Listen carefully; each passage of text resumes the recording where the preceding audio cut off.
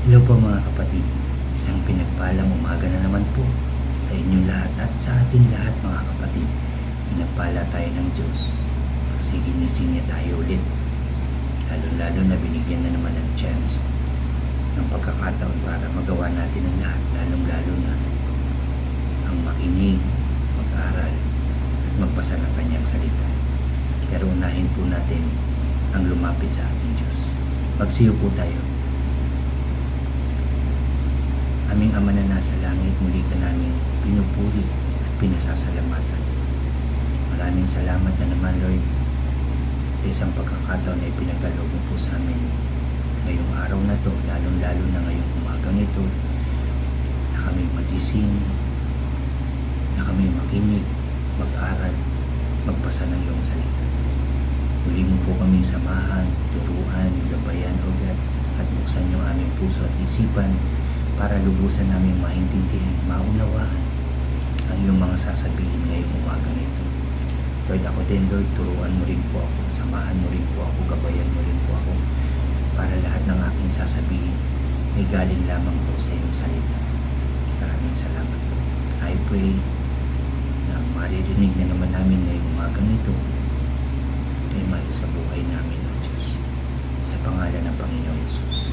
Salamat po, Lord God, dahil naniniwala po ako, tagumpay na naman ang gawain nito.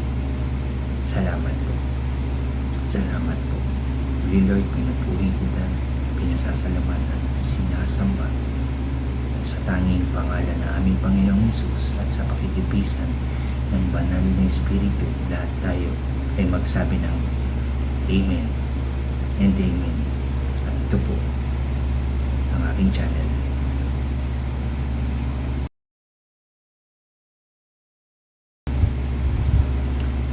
Hello po ulit mga kapatid, ulitin ko lang isang pinagpalang umaga po sa inyong lahat mga kapatid.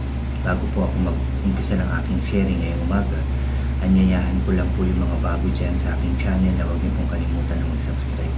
Paki-like and share niyo po ang aking mga videos at paki-click din po ang notification bell para lagi po kayong updated sa mga bago at ibang pag i-upload.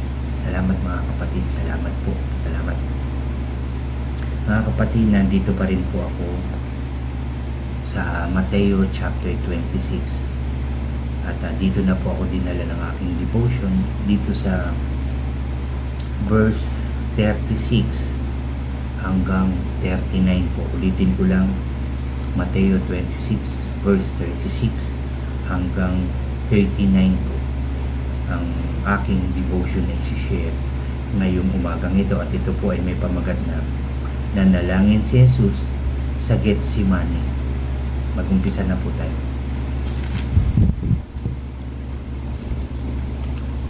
Sabi po sa verse 36, isinama ni Jesus ang kanyang mga alagad sa isang lugar na tinawag o tinatawag na Getsemani.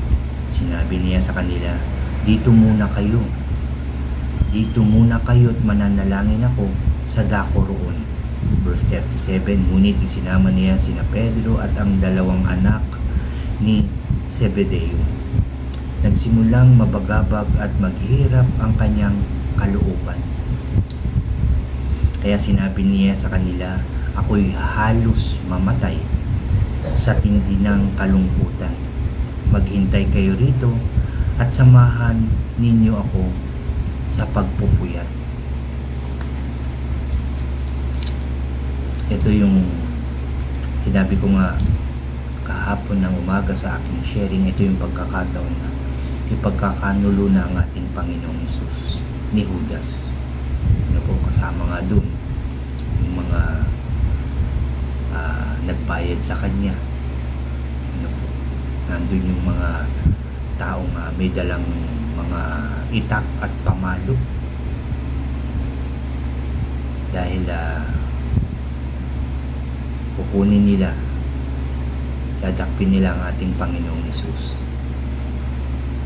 Dito sa sinabi ng Panginoong Hesus, yung kanyang nararamdaman dahil bilang nagkatawang tao, naranasan din, naramdaman din ng Panginoong Hesus ang sobrang lungkot. Sabi nga niya mga kapatid, sa verse ah, sa verse 38, kaya't sinabi niya sa kanila, ako'y halos mamatay sa tindi ng kalungkutan. Sa tindi ng kalungkutan, mga kapatid, dahil sa kanyang nararanasan, nararamdaman, dahil sa mangyayari sa kanya. Matindi ang naranasan, naramdaman ng ating Panginoong Hesus ng mga oras na ito. Sabi niya, halos mamatay. Di ba tayo rin, mga kapatid, pag nakakaranas tayo ng matinding kalungkutan, yung matinding problema sa buhay, di ba, halos parang hindi natin malaman yung ating nararamdaman, na parang sabi pa nga ng iba, parang aatakihin ako sa puso, sobrang kaba, sobrang takot, di ba, sobrang hirap. Nasasabi rin natin na parang mamamatay ako sa sobrang hirap, sobrang takot, sobrang pag-aalala. Ano po? Pero iba tong naramdaman ng ating Panginoong Hesus, dahil ang kanyang nararamdaman ay yung sobrang lungkot na dahil nga ipagkakanulo na siya, dahil nga alam niya na siya'y pahihirapan, bubugbugin, masusugatan para sa ating lahat, mga kapatid, para sa iyo, sa akin. Pero ito pa rin ay kailangan mangyari. Kahit ganun katindi, hindi niya naisip na lumayo muna, umalis, magtago, na po, sama yung kanyang mga alagad, pero hindi niya to ginawa. Imagine natin, sobrang tindi ng kanyang nararanasan, nararamdaman ng mga gabing yan, mga kapatid. Ang tindi niya. Pinagbubulay-bulayan ko nga, mga kapatid, yung tindi. Siguro walang kwenta yung mga naranasan ko noon, na ang daming problema, sobrang lungkot, sobrang pag-aalala, mga ganyang bagay, mga kulang na kulang yun, baka wala pa sa 1/4, ano po, yung naranasan ng ating Panginoong Hesus. Nakalungkutan, nakaba, natakot sa mangyayari sa kanya. At dito sa verse 39, mga kapatid, tingnan po natin yung panalangin ng ating Panginoong Hesus. Sabi sa verse 39, lumayo siya ng kaunti, nagpatira pa siya at nanalangin. Ama ko, kung maaari po, ilayunin niyo sa akin ang kopang ito ng paghihirap, mga kapatid. Nanalangin siya ng ganyan dahil sa sobrang lungkot at takot ng ating Panginoong Hesus. Ulitin ko, Ama ko, kung maaari po, ilayunin niyo sa akin ang kopang ito ng paghihirap. Ngunit hindi po ang kalooban ko, kundi ang kalooban ninyo ang mangyari. Yan ang panalangin ng ating Panginoong Hesus dito sa verse 39, mga kapatid. Ilayo niyo, sabi niya, Ama ko, kung maaari po, ilayunin niyo sa akin ang kopang ito ng paghihirap, dahil alam nga niya yung mangyayari sa kanya, mga kapatid. Pero sabi ng ating Panginoong Hesus, ngunit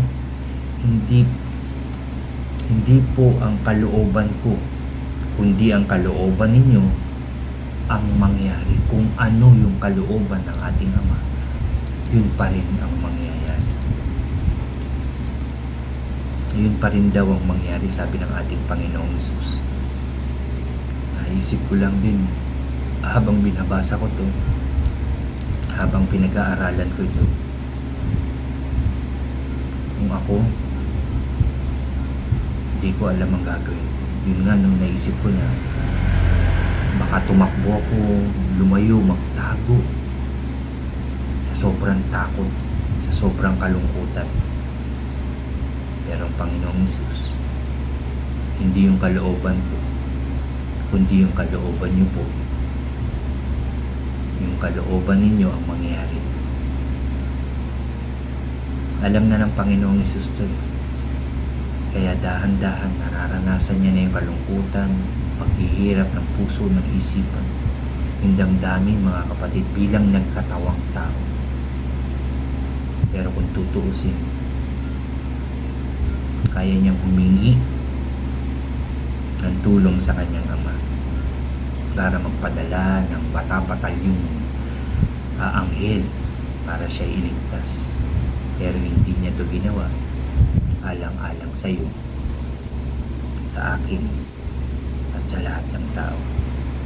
Dahil mahal tayo ng ating Panginoong Hesus.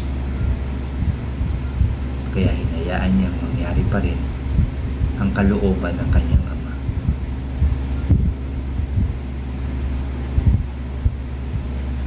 At dito natin makikita yung pagiging tao, yung tunay na pagmamahal ng ating Panginoong Hesus, at yung pagiging tunay na anak ng Diyos. Tunay pagiging tao na sobrang takot yung kanyang naranasan. Sobrang lungkot na hindi natin kayang ipaliwanag ang naranasan ng ating Panginoong Hesus ng mga panahong ito. Yung sobrang pagmamahal niya sa atin, pinakita niya rito dahil yung panalangin niya sa kanyang ama at yung pagiging anak ng Diyos, yung paglapit niya sa ama na ikaw pa rin po ang may masusunod, yung kalooban mo pa rin po ang mangyayari, ama. Sinunod pa rin ng ating Panginoong Hesus bilang anak ng ating kataas-taasang Diyos para maligtas tayong lahat, para mapatawad tayong lahat sa ating mga kasalanan. Binayaran niya ang ating mga kasalanan. At dahil dun, pwede na tayong makalapit sa ating Diyos sa pamamagitan ng ating Panginoong Hesus dahil sa kanyang tunay na pagmamahal sa atin. Kaya nga sa nakaraang mga devotion ko, di ba? Bigyan natin ng halaga ang lahat ng bagay. Lalo-lalo na ang ginawa ng Panginoong Hesus para sa atin. Dito pinapakita sa atin yung kanyang kalungkutan, paghihirap na daranasin, mga kapatid.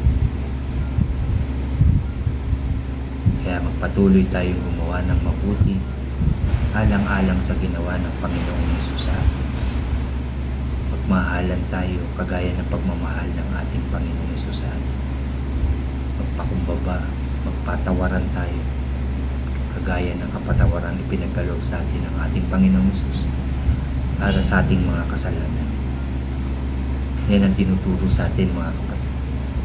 Magpatawad, magpakumbaba, at magmahalan tayo. Magmahalan dahil tayong lahat ay magkakapatid sa Panginoong Hesus. Sundin natin ang mga utos at tuntunin ng ating Diyos upang magpatuloy ng kaligtasan na ginawa ng Panginoong Hesus para sa ating lahat, mga kapatid. Ibahagi natin ito sa ating mga mahal sa buhay, sa ating mga kaibigan, sa ating kapwa. Ibahagi natin ang mga salita ng Diyos na ating nababasa, napapakinggan at napapag-aaralan. At lalong-lalo na isabuhay natin ito, mga kapatid. Manalangin tayo palagi, lalong-lalo na sa mga oras na ito. Alam ko napakaraming nananalangin hindi lang para sa sarili nila, kundi para sa kapwa, para sa ating bansa, at para sa ating daigdig na ginawa ng ating Diyos. Panalangin natin ang lahat, mga kapatid. Ipanalangin natin. Salamat sa salita ng ating Diyos na ating napakinggan, nabasa ngayong umaga nito. Balikan niyo po ito. Mateo 26. Mga kapatid, balikan niyo po yung ating pag-aaral ngayon dito sa verse 36 hanggang verse 39, mga kapatid. Itutuloy po natin ito bukas. Balikan niyo po ito, basahin niyo po ito, at pag-usapan niyo po ang tungkol dito. Marami po tayong matututunan. Ulitin ko lang, salamat sa salita ng ating Diyos na ating nabasa at napakinggan ngayong umaga. Salamat sa Diyos dahil tinuruan na naman niya tayo at pinapaalalahanan na lahat ay pahalagahan natin. Ano man yung bigay sa atin ng Diyos, pahalagahan natin ito. Dahil napakaraming binibigay ang ating Diyos sa ating mga buhay. Pahalagahan natin ito. Muli tayong mananalangin mga kapatid. Pagpapasalamat natin ito sa ating Diyos. Kayo rin, manalangin din po kayo. Magsiyo po tayo.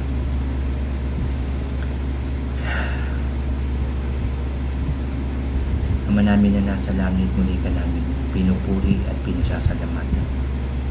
Salamat na naman sa iyong salita na aming nabasa, napakinggan, napag-aralan ngayong umagang ito. Salamat po sa ginawa ng Panginoong Hesus para sa amin, para bayaran ang lahat ng aming kasalanan na ito. Maraming salamat naman. Maraming salamat, Panginoong Hesus. I pray, lagi namin itong maalala. Pahalagahan namin ito hanggang kami nabubuhay. Panghawakan namin ito na sobra mo kaming mahal. At mahalin ka rin namin. Mahalin din namin ang aming kapwa. Magpakumbaba kami at magpatawad. Dahil yan ang ginawa mo, God. Inalay mo ang iyong buhay, aming Panginoong Hesus, para kami lahat ay mapatawad. Kaya dapat na magpatawad din kami sa lahat ng taong nagkasala sa amin. Sa tulong ng banal na Espiritu. Salamat. Salamat. Salamat. Ama, maraming salamat sa pagkakataong ito, Lord. Nananalangin din ako na bigyan mo po kami ng talino, ng lakas ng loob, tapang ugat para ibahagi ang iyong mga salita sa aming mga mahal sa buhay, sa aming kapwa o Diyos. Maging masipag kami na ihayag ang iyong salita, Lord, sa pangalan ng Panginoong Hesus. Salamat. Nananalangin din ako, Lord, sa mga taong nakikinig ngayon ng iyong salita, nakapanood nito, O God, na sila yung pagpalain, ingatan, gabayan, proteksyonan, palakasin physically, palakasin spiritually, Lord. At huwag manguna yung kanilang emotion, kundi yung kanilang katapangan na may kasama na tunay na pananampalataya sa iyo. Pagpalain mo po sila, bigyan ng kanilang pagkain, inumin everyday, Lord, at yung mga pangarap nila sa buhay, Lord, at ikaw ang nakakaalam nito. Ikaw ang nakakaalam kung tama ito at para sa kanila to, Lord. Your will be done sa kanilang mga buhay. Your will be done sa aming mga buhay, O God. Salamat po. I pray din, Lord God, na magtagumpay ang bawat pamilya, bawat bansa, maging maayos, masaya, payapa, masagana at tagumpay ang mga buhay, O God. Ang bawat bansa, Lord God, lalo-lalo ng bansang Israel, maging payapa na ulit, O God. Maging maayos na ulit, Lord. Maging tahimik na, maging masagana ulit, Lord, sa pangalan ng Panginoong Hesus. At maging maayos na ang bawat bansa, magtulungan, magkaisa, sa pangalan ng Panginoong Hesus. At muling maging tahimik, masaya, payapa ang mundong ito na ikaw ang gumawa, O God. Salamat. Salamat. Thank you for all the blessings, guidance, and protection. Salamat dahil naniniwala po ako na narinig mo po ang panalangin ito. Narinig mo po ang lahat ng nanalangin. At ito po ay yung tinugon na sa pangalan ng Panginoong Hesus. Salamat po. Thank you, Father God. Thank you, Lord Jesus. Thank you, Holy Spirit. Muli ka namin pinupuri, pinasasalamatan, sinasamba ka namin sa tanging pangalan na aming Panginoong Hesus at sa pakitipisan ng banal na Espiritu. Lahat tayo ay magsabi ng Amen, Amen, and Amen. Amen. Salamat sa ating Diyos. Salamat sa Panginoong Hesus. Salamat sa banal na Espiritu. God bless po sa inyong lahat. At God bless po sa ating lahat.